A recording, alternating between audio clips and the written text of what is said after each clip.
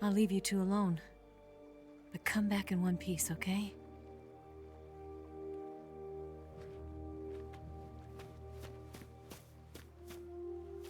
Promise me!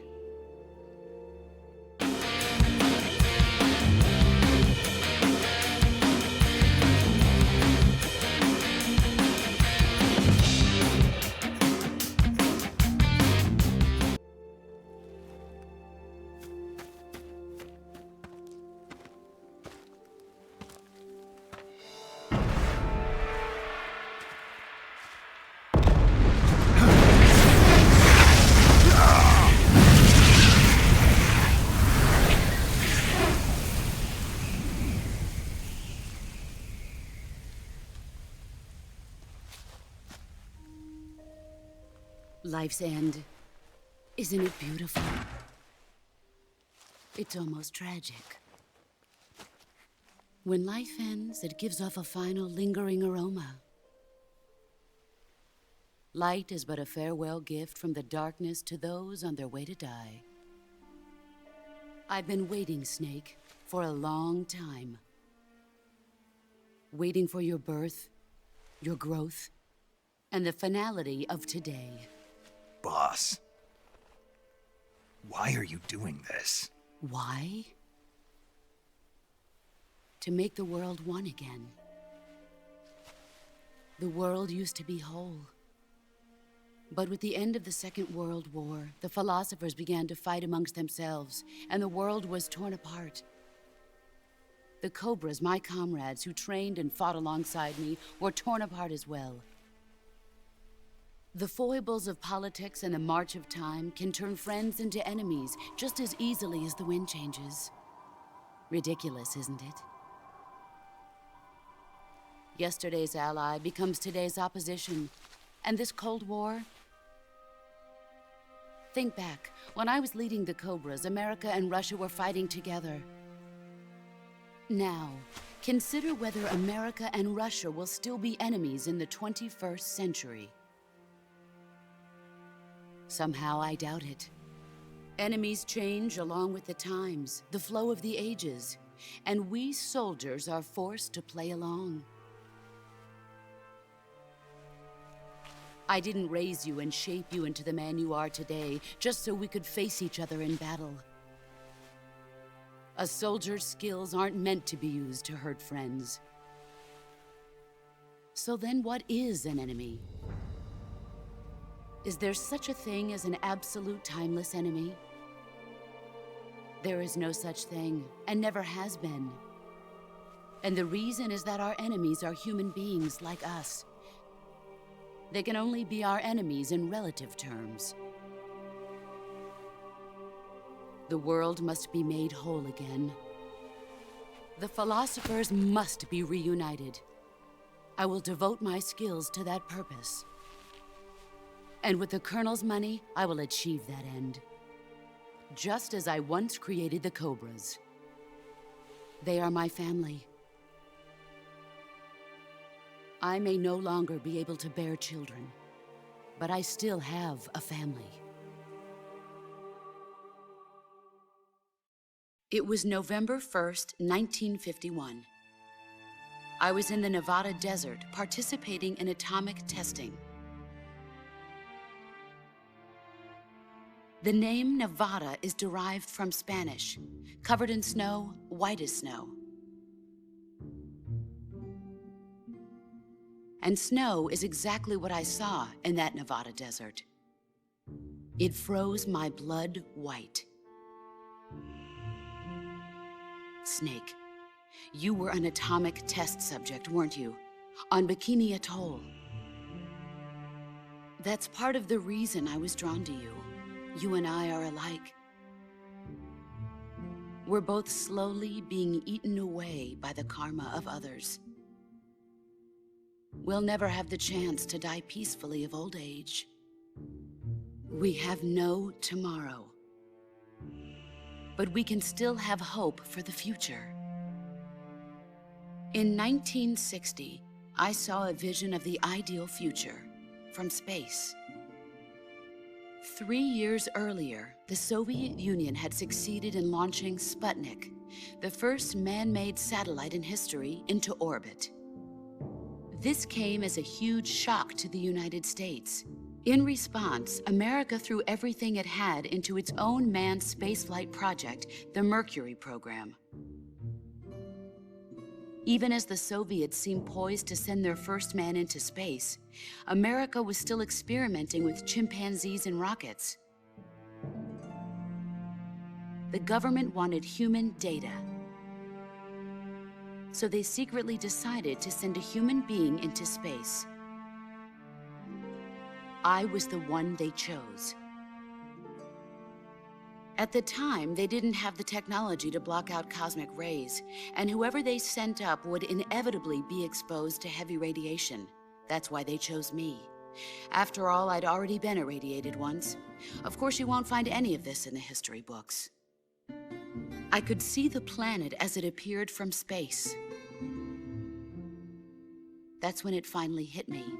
Space exploration is nothing but another game in the power struggle between the US and the USSR. Politics, economics, the arms race, they're all just arenas for meaningless competition. I'm sure you can see that, but the Earth itself has no boundaries. No East, no West, no Cold War. And the irony of it is, the United States and the Soviet Union are spending billions on their space programs and the missile race, only to arrive at the same conclusion. In the 21st century, everyone will be able to see that we are all just inhabitants of a little celestial body called Earth. A world without communism or capitalism, that is the world I wanted to see. But reality continued to betray me. In 1961, I was sent to Cuba, to Bahia de Cochinos. It was part of a CIA-sponsored invasion under the guise of taking Cuban exiles back to their country. But the US government betrayed them. Our weak-kneed president held back their air support. Defenseless, the exiles were annihilated by the Cuban army. All I could do was watch in silence. I was set up by the very country I'd sacrificed so much for, by the very government I dedicated my life to defending. I was driven from the surface world, and I went underground. Then, 2 years ago, I faced the sorrow. My old comrade in battle. He was my friend. But one of us had to die. I was left with no choice. The sorrow gave his life for me. There is no enmity between us. One must live, and one must die. That was the mission. The ones who gave me that mission were the philosophers. Early in the 20th century, the true holders of power in the United States, the Republic of China, and the newly formed Soviet Union gathered together in a secret meeting that would later be known as the Wise Men's Committee. The secret pact they formed there marked the beginning of the philosophers. But the last of the original members died in the 1930s. After that, the organization began to run out of control, and the Wise Men's Committee degenerated into a mere shell of its former self. The philosophers of today have no sense of good or evil. Their influence extends to countries and organizations involved in every aspect of every war. They have become war itself. That's how they operate. The sacrifices of war cause a shift in the times. This shift leads to renewed conflict, and in turn triggers the next war. Like a nuclear chain reaction, each conflict sparks countless others, forming an endless spiral that will continue on for eternity. Do you understand what I'm saying, Snake? By consuming me and you, the philosophers intend to keep that cycle going forever.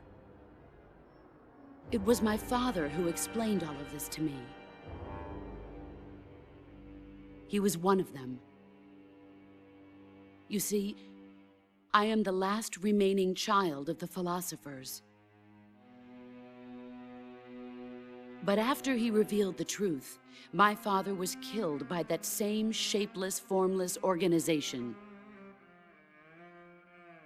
And my father isn't the only thing the philosophers have taken from me.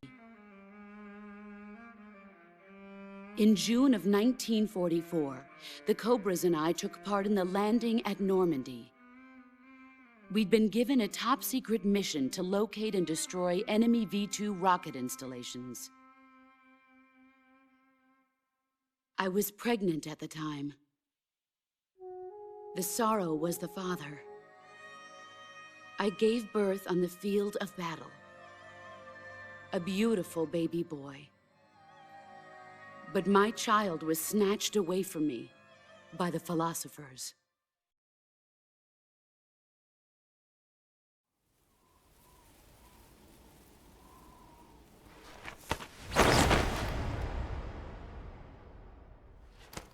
Look at this scar. This is proof that I was once a mother. I gave up my body and my child for my country. There is nothing left inside me now. Nothing at all. No hatred, not even regret. And yet sometimes at night, I can still feel the pain creeping up inside me, slithering through my body like a snake.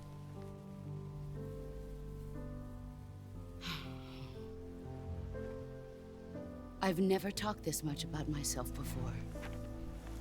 Thanks. Thanks for listening to me.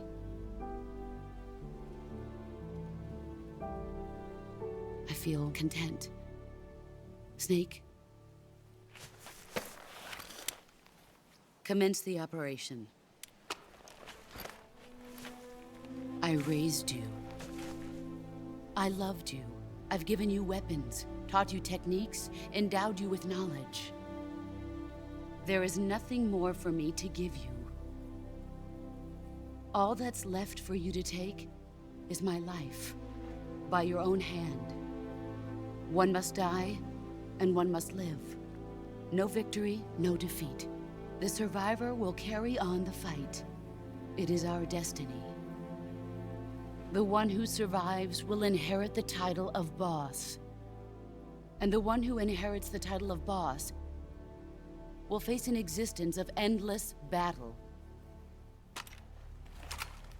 I'll give you 10 minutes. In 10 minutes, MiGs will come and bomb the hell out of this place. If you can beat me in less than 10 minutes, you'll be able to escape in time. Let's make this the greatest 10 minutes of our lives, Jack. Boss. You're a soldier. Finish your mission. Prove your loyalty. Face me. I come. So, wir müssen den Rücken treffen von ihr. Ein Kampf so, das könnt ihr vergessen.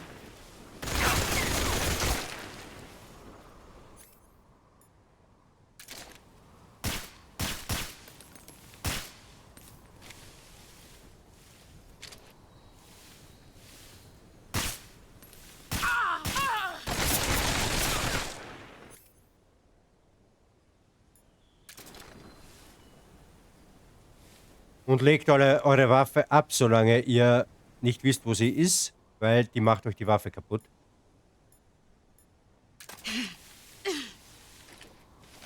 He's gone.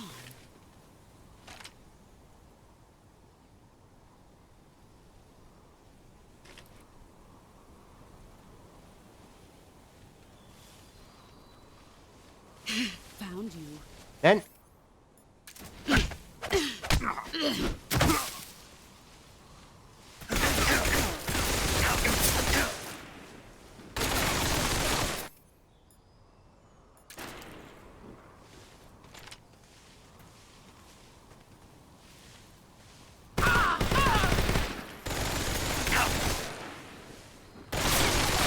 Würdest du nachladen?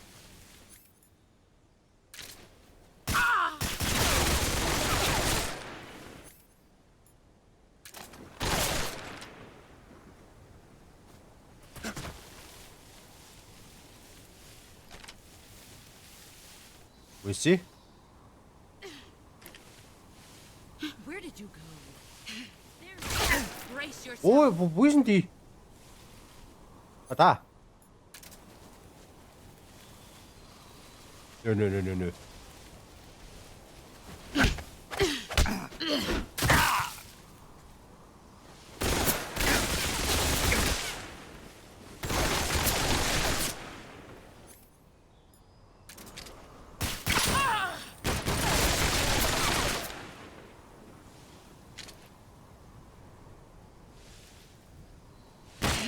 I found you. Nee, ich hab dich gefunden, nicht du mich.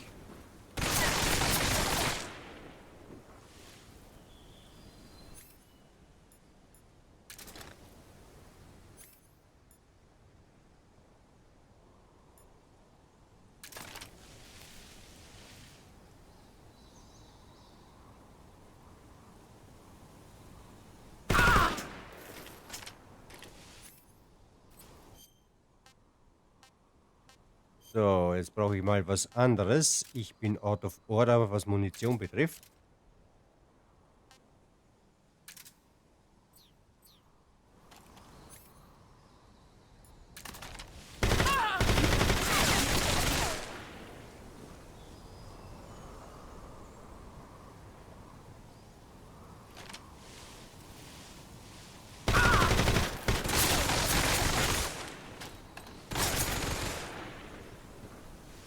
So, ich kann nicht glauben, dass die von einem aufs andere Mal nicht weiß, wo ich bin.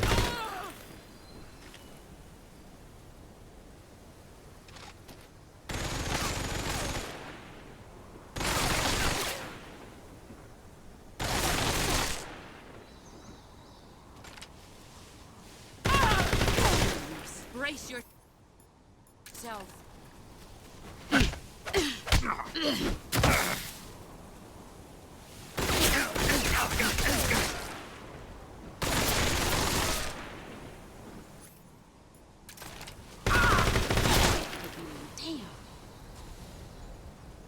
Ah, du machst mir nicht meine Waffe kaputt.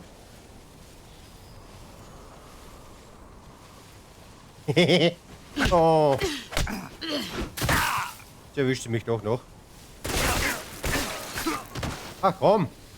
Sei doch nicht so gemein. Wo ist sie denn?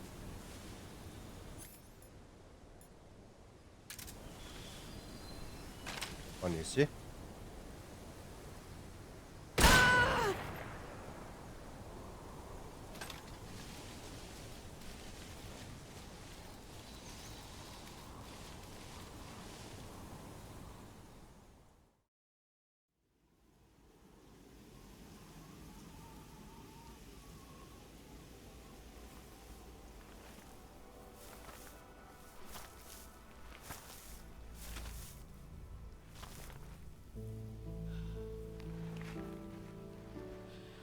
Take this. Keep it safe.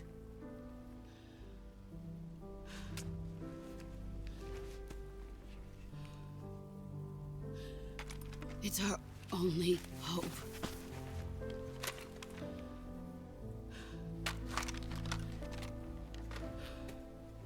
A patriot? Why are you giving me this? Jack. Or should I say, Snake. You're a wonderful man. Kill me. Kill me now. Do it.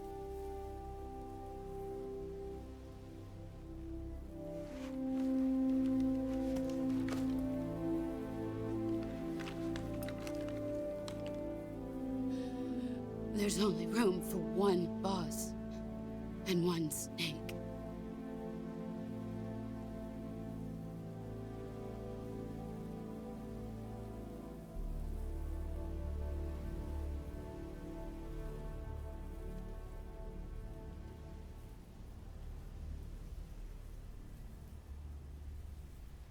Achso, ich soll schießen. Denkt mir, der lässt sich aber Zeit.